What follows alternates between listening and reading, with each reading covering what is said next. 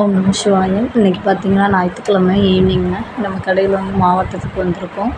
ஞாயிற்றுக்கிழமை காலையில் மட்டும்தான் கடை இருக்கும். மத்தியானமும் ஈவினிங் வந்து லீவ் விட்ருவோம். மார்னிங் திங்கக்கிழமைக்காக மாவாட்டிகிட்ருக்கோம் இட்லிக்கு.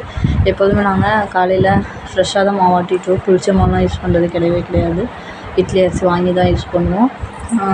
கடையிலலாம் ரேஷன் அரிசியை வந்து எப்பயாச்சும் அதாவது மறந்துட்டோம் அப்படின்னா தான் கடையிலேருந்து சிப்பம் டவுன்லேருந்து வாங்க மறந்துட்டோம்னா தான் இங்கே ரேஷன் அரிசி வாங்கி யூஸ் பண்ணுவோம்.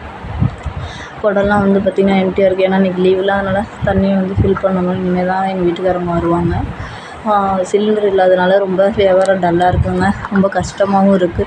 நிறைய ஃபைனான்ஸ் எடுத்தனால அவங்களுக்கும் கட்டணும். கேஸ் இல்லாதனால ரைஸ் போட முடியலை. அப்புறம் சமைக்கிறதுக்கு ஒயிட் ரைஸே இல்லை. ஒயிட் ரைஸு, கூட்டு, பொரியல் இந்த மாதிரி எதுவுமே சமைக்க முடியலைங்க. ஒன்லி புரோட்டா மட்டும்தான். அதுவும் விறகு இருக்கிறனால அந்த புரோட்டாக்கள் போடுறோம். அப்புறம் பார்த்திங்கன்னா உஸ்கா மட்டும் ரெடி பண்ணிக்கிறோம்.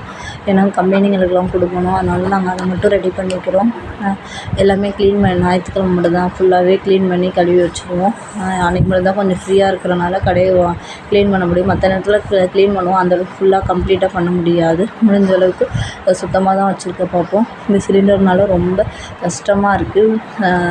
எந்த ஒரு கடனுமே சரியான நேரத்தில் கடவுள் வந்து ரொம்ப கைவிட்ட மாதிரி தான் இந்த நிலமை இருக்குது. சீக்கிரம் சரியாகணும்னு வேண்டிக்கிறோம். கஷ்டம். ஒர்க்கர்ஸ்க்கு சேலரி கொடுக்குறது கொஞ்சம் கஷ்டமாக இருக்குது. ஒர்க்கருங்களையும் 2 பேரை நிப்பாட்டியாச்சு. அப்புறம் வேலை இல்லாமல் அவங்களுக்கு எப்படி சம்பளம் தரதுன்னு நிப்பாட்டிட்டோங்க.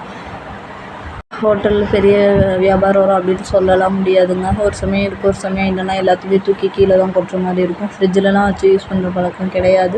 அப்படி யூஸ் பண்ணுறது நல்லதில்லை. ஏன்னா நம்மளும் அந்த அங்கே ஹோட்டலில் தான் நாங்கள் வீட்டில் சமைக்க மாட்டோம்னால ஹோட்டலில் சமைக்கிறதுனால நம்ம வீட்டுக்கு செய்கிற மாதிரி தான் நம்ம செஞ்சாகணும்.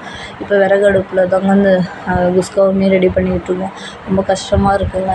ஏன்னு பார்த்திங்கன்னா அந்த மாஸ்டருங்களும் கேஸில் சமைச்சிட்டு விறகுல சமைக்க மாட்டேங்கிறாங்க. ஏன்னா அவங்க பழகிட்டாங்க ஃபுல் அண்ட் ஃபுல். அவங்கள இப்போ வந்து இந்த ரொம்ப மாறிடணும் சீக்கிரம்.